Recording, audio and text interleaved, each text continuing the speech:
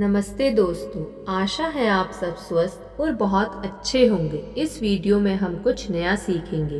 हकीकत है कि जीवन के उदास लम्हों में इशारों का खास इस्तेमाल नहीं किया जाता है। मृत्यु के बाद शोक सभा में मिलने वाले करीबियों, संबंधियों और दोस्तों से बिना किसी भाव के मिला जाता है। ऐसे मौक़ों पर हाथ मिलाना, गले लगना और उत्साह दिखाना अच्छा नहीं लगता। ऐसे मौक़ों पर व्यक्ति शांत एवं विचारों में खोया प्रतीत होता है। जोर से हाथ झटकने और चिल्लाने वाले व्यक्ति से डरने की ज़रूरत नहीं है, लेकिन याद रखें, गुस्से से लाल आँख और दमकते चेहरे वाला गंभीर व्यक्ति एक ही वार में ढेर कर सकता है। बात का पतंगड़ बनाने में कोई आकर्षण नहीं होता। इन प्राकृतिक सिद्धांतों पर ध्यान दें और अभ्यास करें। दर्शकों के समक्ष वक्ता का शारीरिक अंदाज हाव भाव से प्रस्तुत किया जाता है।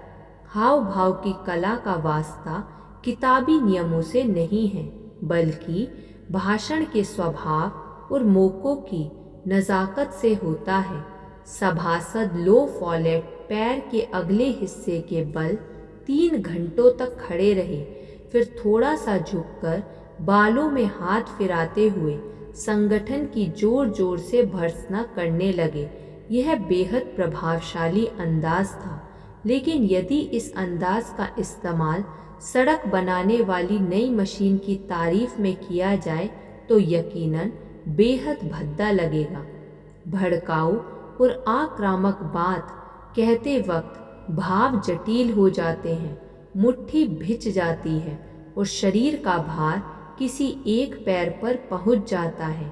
किसी ज्वलंत राजनीतिक वाद विवाद में या सड़क पर झड़प के दौरान व्यक्ति इस ओर ध्यान नहीं देता कि शरीर का भार कौन से पैर पर है।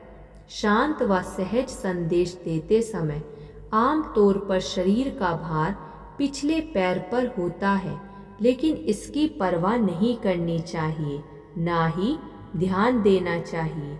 यह स्वाभाविक हरकत है।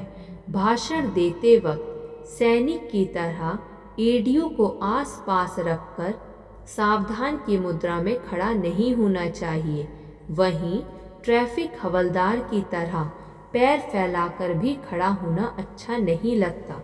खड़े होने का अंदाज स्वाभाविक और सामान्य होना चाहिए।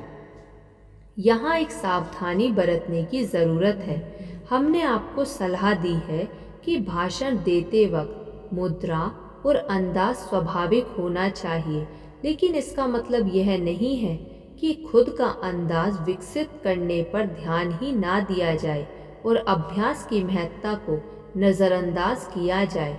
मजबूत मांसपेशियों वाले हाथ की हल्की कसरतों से लचीला बनाया जा सकता है।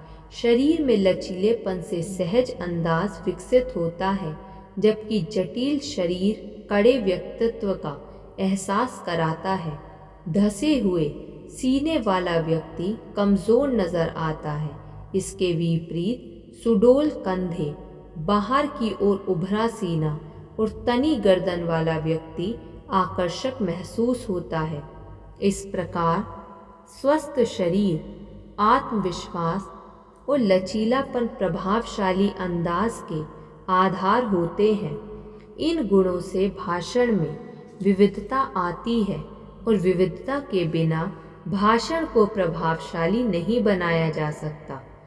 जैसे अब बड़ा और भद्दा शरीर होने के बावजूद भाषण की कला के शिखर पर पहुंचने वाला वक्ता मामूली इंसान नहीं हो सकता।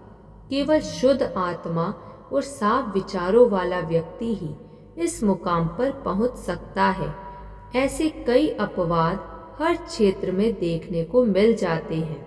व्यक्तित्व के तेज, गंभीरता, ईमानदारी और विचारों की शुद्धता से दर्शक प्रभावित होते हैं। भद्दे डील डोल के बावजूद महान वक्ता बनने के लिए अब्राहम लिंकन जैसे गुणों को विकसित करना पड़ता है। दर्शकों के समक्ष प्रभावशाली तरीके से पेश आने का अंदाज सीखने के लिए शीशे के सामने खड़े होकर अभ्यास करें, लेकिन इस अभ्यास को एक सीमा तक ही करना चाहिए। चाल में भद्देपन को दूर करने के लिए शीशे के सामने चलकर देखें और कमी को दूर करने की कोशिश करें। मंच पर उसी सामान्य अंदाज से पेश आएं जैसे घर आए मेहमानों के साथ आया जाता है।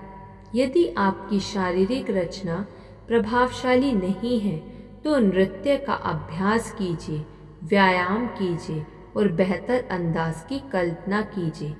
एक ही मुद्रा में ज़्यादा देर तक खड़ा नहीं रहना चाहिए। महान विचार के साथ शरीर की मुद्रा में भी बदलाव करना चाहिए। भाषण देते वक्त तनाव मुक्त रहना चाहिए। अंदाज विकसित करने का कोई नियम नहीं है, इसे निजी पसंद और स्वाद के मुताबिक विकसित करना चाहिए। मंच पर भूल जाएं कि आपके हाथ भी हैं, इनका इस्तेमाल केवल ज़रूरत के वक्त करें, लेकिन प्रभावशाली ढंग से। निसंदेह भाषण देते वक्त कुछ समय के लिए हाथों को पीछे की ओर मोड़कर जोड़ लेने या सीने पर रखकर जोड़ लेने से खास फर्क नहीं पड़ता। भाषण में सबसे ज़्यादा महत्व विचारों का होता है। हाथ और पैरों की स्थिति से कुछ खास फर्क नहीं पड़ता। अभ्यास के महत्व को नज़रअंदाज ना करें। आपका अंदाज और भाव स्वाभाविक होना चाहिए, चाहे अंदाज खुद को गलत ही क्यों ना लगे। अंदाज कितना भी अप्राकृतिक क्यों ना हो, अभ्यास के ज़रिए सुधारा जा सकता है। अंदाज विकसित किए बिना आकलन नहीं किया जा सकता। झिझक दूर कीजिए, अंदाज विकसित कीजिए और अभ्यास के ज़रिए कमियों को सुधारिए। धन्यवाद। ऐसी और वीडियो सुनने के लिए आप इस चैनल को सब्सक्राइब कर लीजिए और इस वीडियो को लाइक कर दीजिए। धन्यवाद।